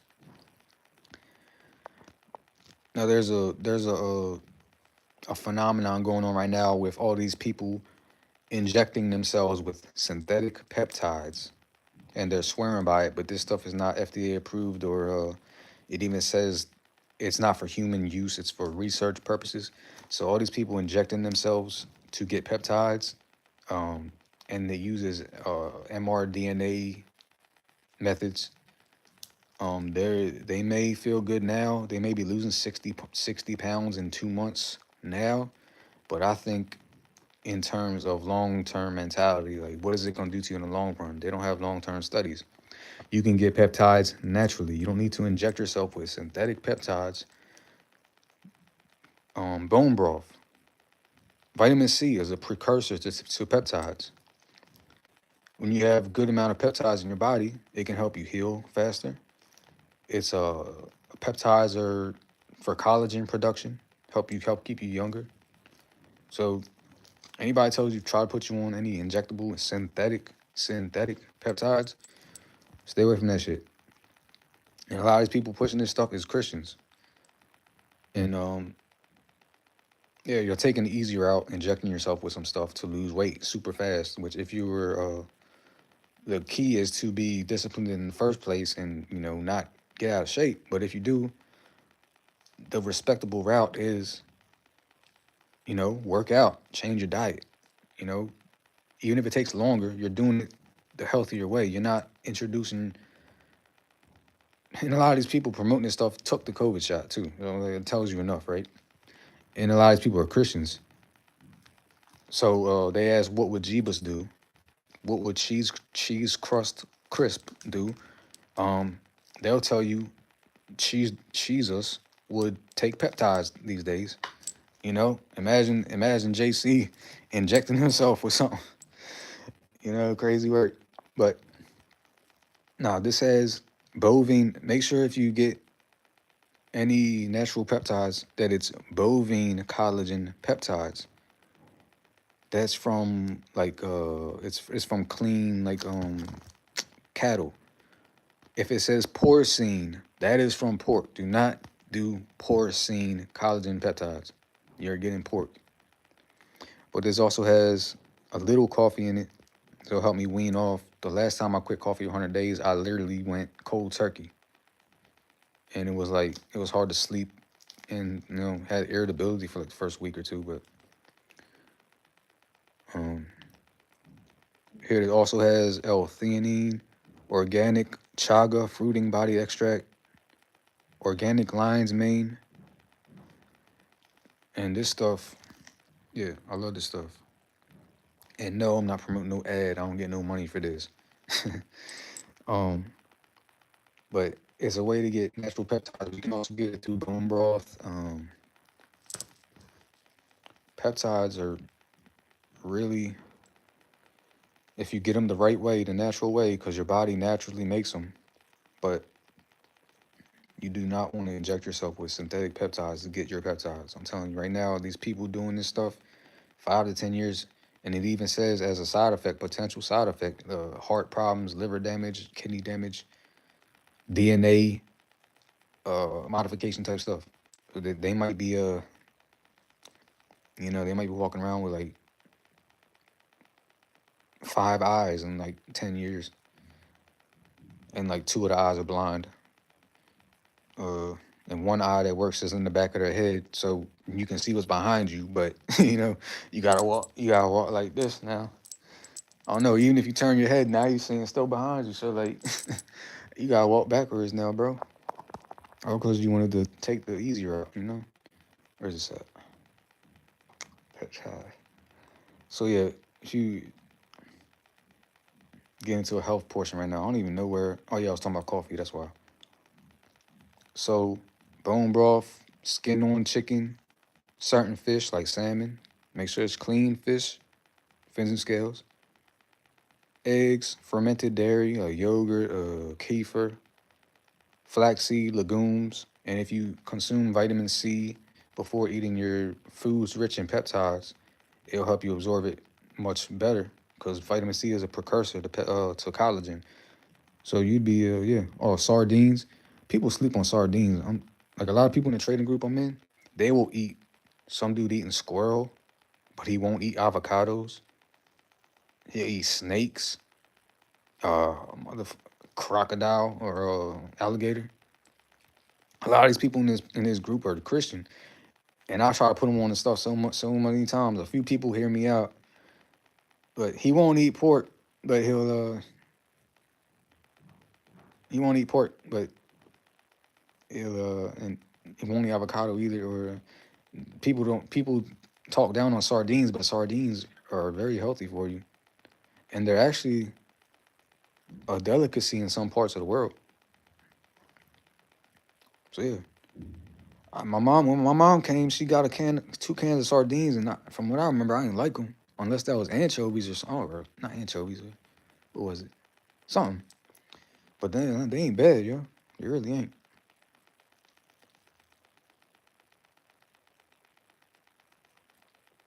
So yeah, turmeric, nettle leaf, ginseng, go to cola, horsetail, rose hips. A lot of good stuff to maintain your youth and vitality. You know. So all those people in that group injecting themselves, and I'm trying to warn them. You know, the blood's off my hands at this point. I showed them all the potential side effects, what it could do to you. Blood's off my hands. I warned y'all. I don't want to be able to say I told you so. I have a feeling I'll be presented the opportunity to say that, but you know, I don't wish harm on nobody, but I try to tell y'all, you don't need to be injecting yourself with this shit. Like, do it the right way. Go work out and eat right.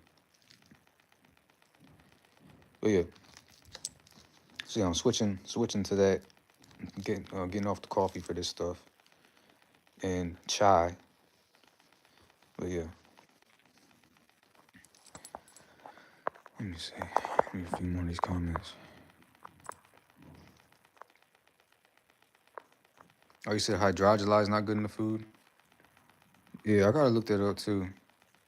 I gotta see how that process is, but I'm sure it's better to. It's always better to get it directly from the source, like getting it straight through the food. But you know, I have like 2 more packs of this come on the way, and then go through those, and then it'll be a while before I have any of those either. Yeah. Let's see.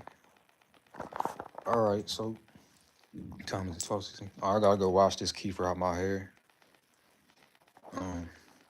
All praise to the Most High. May He protect, bless, and uplift, and provide for all His devout ones, all His serious ones, all His impartial, all His ones that will keep His ways, and boldly come in His name.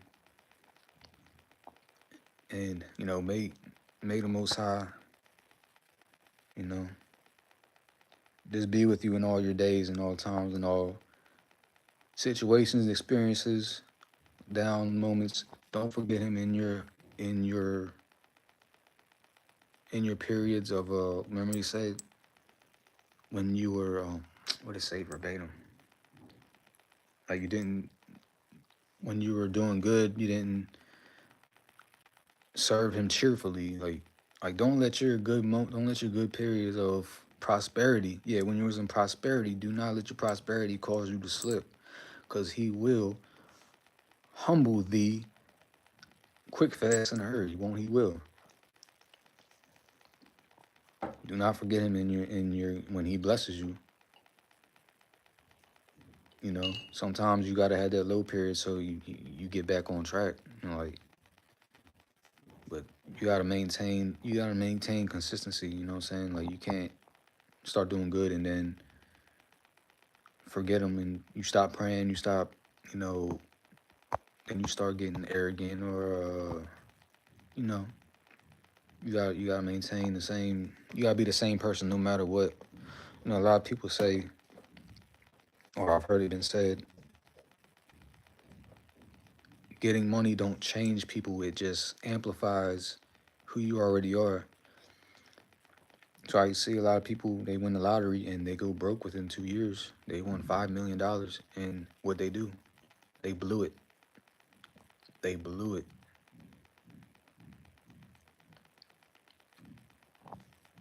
Strip clubs, parties, Ferraris, mansions, and they lose it all within 5 years. You know. Now, had they been keeping Torah and used wisdom, they could use that for some good.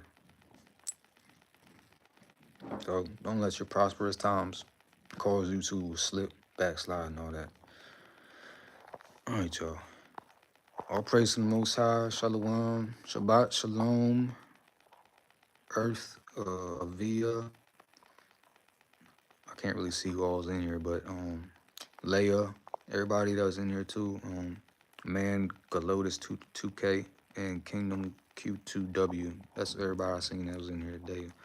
Shabbat Shalom. If y'all keep the Shabbat today, it's my rest day personally. I'm gonna chill in my 100% linen tunic. I said linen tunic. I'm gonna wash this hair out and then I'm gonna do some more studying. And I don't know if y'all watch Shema Yisrael, the Torah teachers. They come on every 10:30 EST on YouTube. Shema SHMA Yisrael. I watch them every Shabbat. Their Shabbat teaching, so I'm gonna be on that around. What time is it over here? Time changed so much over here. That'd be 3:30 my time. Now, at one point, I was 6 hours ahead of EST, and then it changed to 4. Now it's 5.